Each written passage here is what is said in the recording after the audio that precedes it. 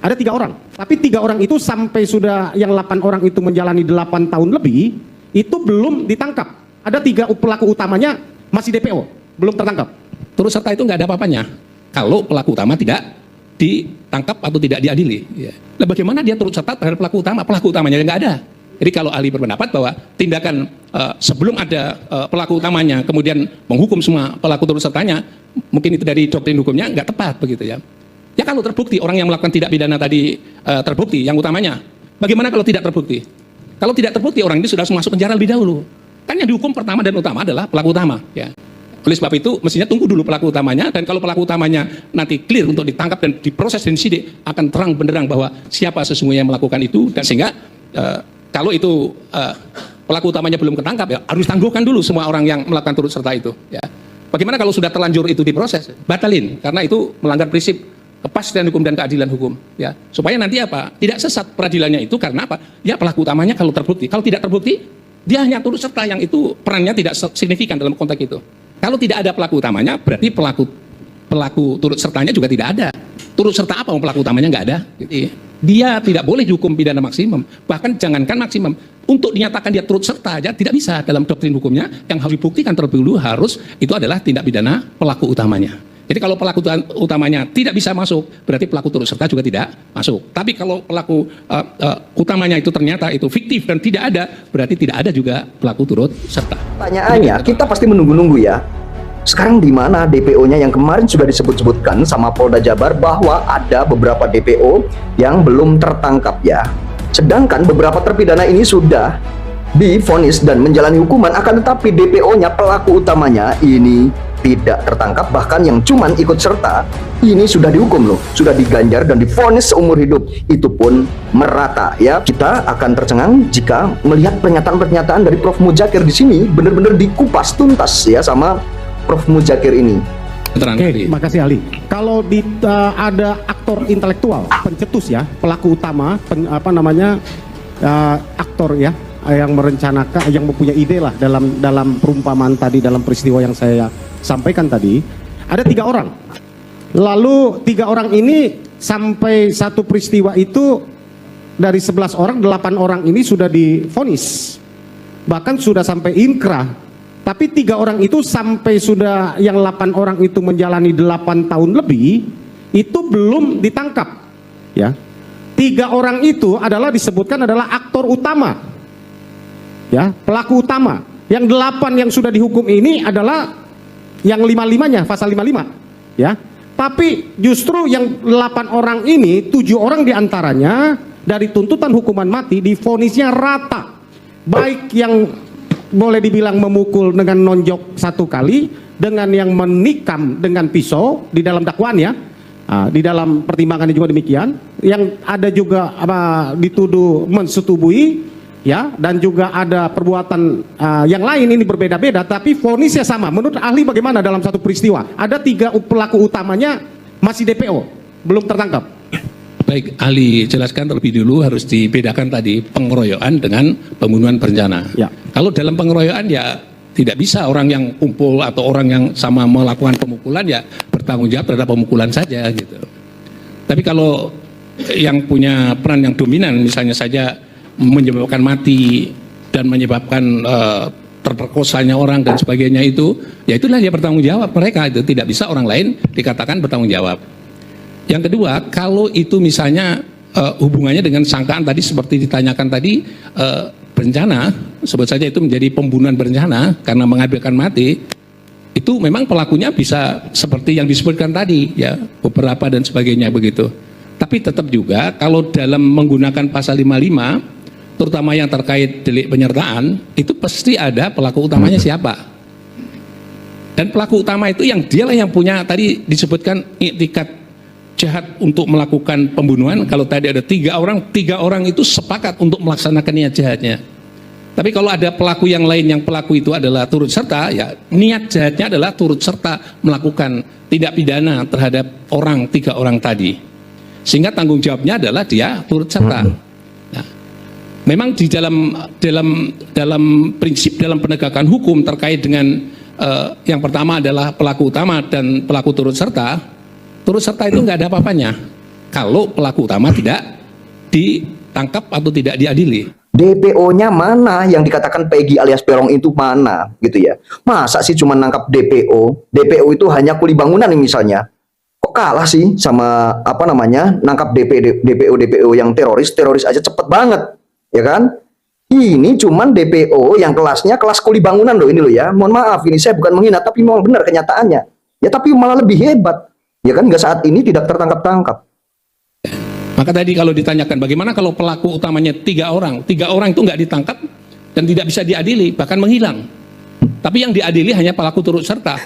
Nah, bagaimana dia turut serta terhadap pelaku utama? Pelaku utamanya nggak ada. Iya, itu kayaknya memang nggak ada. Bahkan mungkin ya peristiwa pembunuhan itu memang mungkin tidak ada. Makanya DPO-nya juga hingga sekarang itu tidak ditemukan. Bahkan memang nggak ada DPO-nya. Kalau itu benar tadi dikatakan bahwa memperkosa atau melakukan persetubuhan mereka itu. Lah yang bersetubuh kan dia. Iya.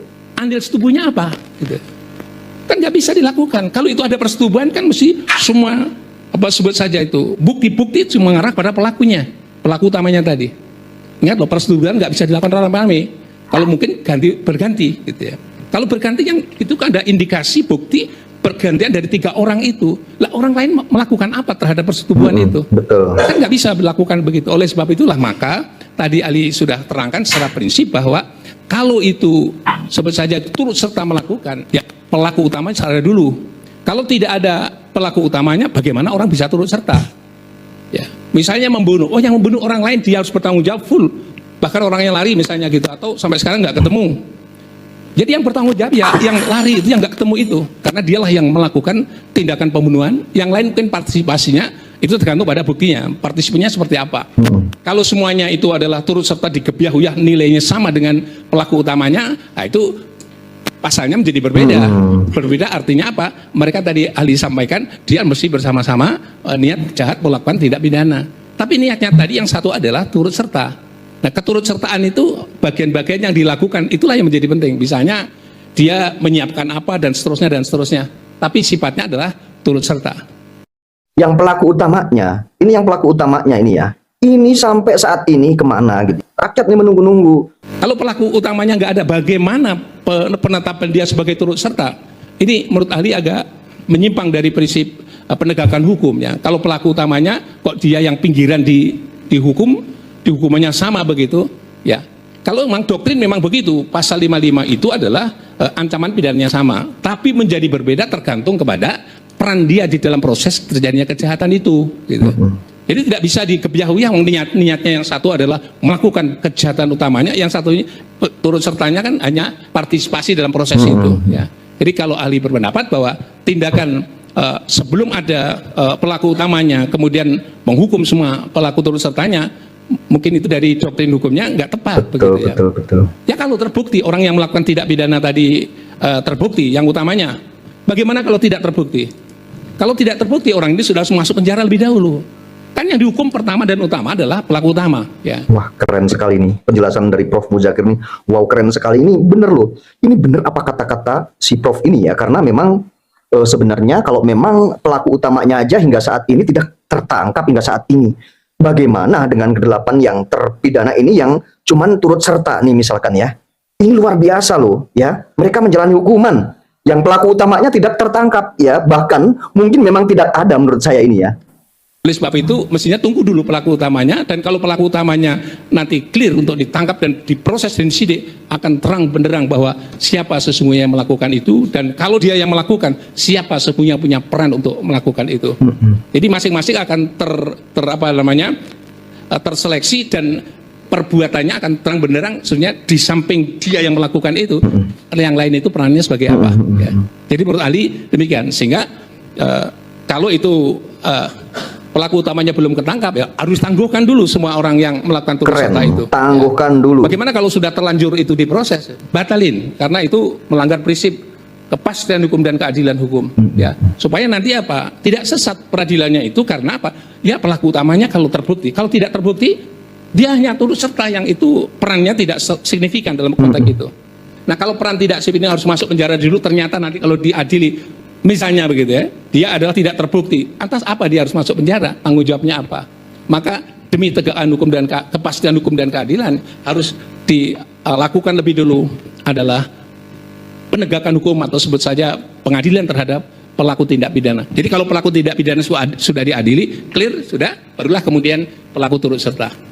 Demikian keterangan ahli. Baik, ahli. Ini memang kasus yang tadi saya contohkan ke ahli, ya ini memang sungguh unik ya. Pelaku utama 3 orang DPO dicap menjadi otak pelaku, ya tidak pernah tertangkap. Bahkan infonya katanya pernah tertangkap tapi akhirnya dibebaskan di Prapit. Bahkan 2 orang itu infonya pernah dideklarasi dari kepolisian bahwa itu karena keterangannya berubah-ubah, kemudian buktinya kurang sehingga tidak dapat menemukan orang itu ada atau tidak ada, bahkan alias diduga fiktif di dalam keterangan yang kami dapatkan ya, itu ada di media massa banyak ya. Apakah terhadap 8 orang yang divonis tadi kan ahli katakan ini tidak adil dan harusnya mereka tidak boleh dihukum, apalagi hukumannya menurut kami maksimal ya, hukuman seumur hidup ya. Di dalam seperti contoh ya, ada peristiwa pencurian lalu penadanya ditahan tapi pencurinya tidak diproses, tentu itu tidak adil buat si penada. Itu kalau saya analogikan ya. Ini saya pikir akan sama, yang turut serta membantunya dihukum seumur hidup sedangkan pelaku utamanya tidak dapat ditangkap. Keren ya. Yang turut serta ini dihukum seumur hidup, yang sudah divonis, sudah menjalani hukuman 8 tahun. Tapi pelaku utamanya selama 8 tahun, hampir 9 tahun ini tidak ditangkap dan tidak tertangkap. Ya. Padahal ini kelasnya, yang pelaku-pelakunya, ini kelasnya kelas-kelas kuli bangunan. Bayangkan saja. Ya, sekolahnya aja kalau diibaratkan jauh sama, tingkatannya sama teroris-teroris ya. Jauh sama teroris-teroris. Jauh sama orang yang korupsi-korupsi yang DPO ya. Yang udah merugikan negara DPO, tapi cepat segera ditangkap itu orang yang canggih-canggih loh. Pertanyaannya Ali, dalam peristiwa 340 kira-kira untuk menentukan bahwa itu pelaku utama atau turut serta, bukti apa setidak-tidaknya dalam menghukum mereka yang harus ditemukan di awal setidak-tidaknya menurut ahli? Baik, ahli tadi sudah mencontohkan tentang pengeroyokan ya. Saya kira ahli sama dengan menjelaskannya tentang pengeroyokan ya. Yang satu hanya mukul tok terus tinggal pergi, yang satu gepuki dan macam-macam gitu. Nah, dalam proses penyidikan akan diseleksi di situ. Mana yang berkorelasi dengan akibat matinya orang, mana yang tidak berkorelasi dengan akibat matinya orang. Yang berkorelasi dengan akibat matinya orang, dia bertanggung jawab terhadap kematian. Kalau yang lain itu tidak, hanya mukul-mukul, mukulnya kalau ringan dan sebagainya, ya biasanya cukup ditegur dan sebagainya. Ya, jadi prinsipnya seperti itu. Nah, kalau itu dalam pembunuhan, itu sama juga antara pelaku dengan pelaku yang lain juga sama gitu. Nah, yang menjadi masalah itu bagaimana kalau yang pelaku utama ya. Jadi terlepas dari benar tidaknya, kalau itu mungkin yang membuat statement penyidik sendiri bahwa pelaku utamanya itu tidak tertangkap dan itu adalah fiktif karena ini dan sebagainya, itu ya perkara siklus semuanya ya. Karena pelaku utamanya nggak ada dan tidak ada tindakan penyertaan kalau tidak ada pelaku utama. Betul. Jadi kalau begitu, kalau itu benar seperti itu, bahwa sampai hari ini atau sampai masalah itu di-PK-kan seperti ini, ternyata mereka tidak ketemu gitu. Nah, kalau tidak diketemu, terus ada statement-statement yang intinya adalah dia ternyata tidak bisa ditemukan dan ternyata melarikan diri, atau singkat kata itu fiktif. Ya, berarti tindak pidana pokok, tindak pidana pembunuhan dan tindak pidana yang lainnya tadi, ya, berarti dia juga tidak ada pelaku utamanya. Kalau tidak ada pelaku utamanya, berarti pelaku turut sertanya juga tidak ada. Turut serta apa? Pelaku utamanya nggak ada. Gitu. Saya kira kalau ditanya tentang bagaimana akibat hukum terhadap orang-orang yang harus masuk dengan pidana maksimum tadi, dia tidak boleh dihukum pidana maksimum. Bahkan jangankan maksimum, untuk dinyatakan dia turut serta aja tidak bisa dalam doktrin hukumnya. Yang harus dibuktikan terlebih dahulu harus itu adalah tindak pidana pelaku utamanya. Jadi kalau pelaku utamanya tidak bisa masuk, berarti pelaku turut serta juga tidak masuk. Tapi kalau pelaku utamanya itu ternyata itu fiktif dan tidak ada, berarti tidak ada juga pelaku turut serta. Demikian keterangan ahli. Baik, terima kasih dapat dipahami. Ini keren banget ya. Jadi keterangannya ini mungkin rakyat Indonesia juga, masyarakat bisa memahami dengan detail dengan pernyataan-pernyataan atau keterangan-keterangan dari Prof. Muzakir Nia. Ini sangat detail sekali. Ini sudah menerangkan seperti itu. Orang awam juga ini bisa menerimanya. Orang yang tidak tahu hukum saja ini sudah bisa menerimanya dengan benar-benar bisa menerimanya. Wah, benar apa kata Prof. Muzakir itu. Ya, terima kasih yang sudah menonton video ini sampai selesai dan kita sambung di segmen berikutnya.